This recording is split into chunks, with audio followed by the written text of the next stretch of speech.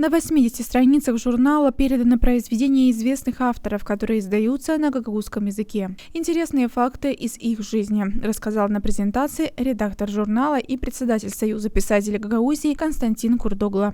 Большая часть посвящена журнала материал Мина Кюсе, знаменитому поэту, писателю, уроженцу села Бишалма, и Константину Васильевоглу, уроженцу села Александровка, Украина, которые оставили очень заметный, яркий, глубокий след в истории гагаузской литературы и даже культуры гагаузов. Помимо этого, в журнал вошли произведения молодых писателей. Для этого создана рубрика «Новые имена». В целом, работа над журналом непростая. Занимает полгода. В процесс вовлечено до 5 человек, отмечает писатель. У нас есть рубрики из жизни Союза писателей.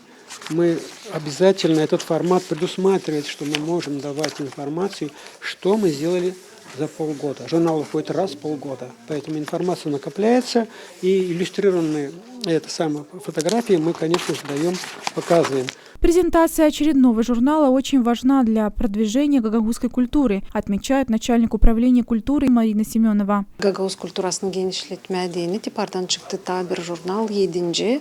sayıya göre bu журналда bir derin fikirli. Для продвижения гагаузской культуры вышел в свет еще один журнал. Я пролистала его и увидела, что есть очень интересные стихи молодых поэтов. Этим писателям необходимо постоянно помогать. В журнале передана история и культура гагаузского народа. Niçin buna diyeni pek mutluyum. Niçin hani bu yazıcılara lazım diyeni olma destek. Yazıldı historiada, yazıldı kultura uğrundan da şiirler var, kultura uğrundan var haberler de bu журналда.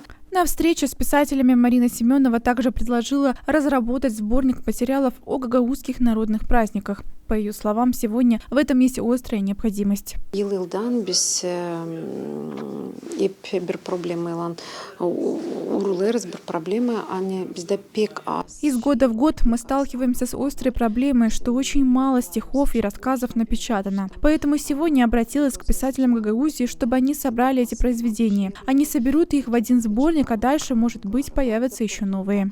Tabii ki yeni yazılcıklar umutlanır, hani yeni de yazılcıklar.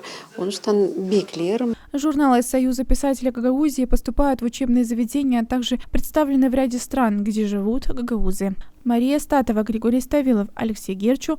Новости ГРТ.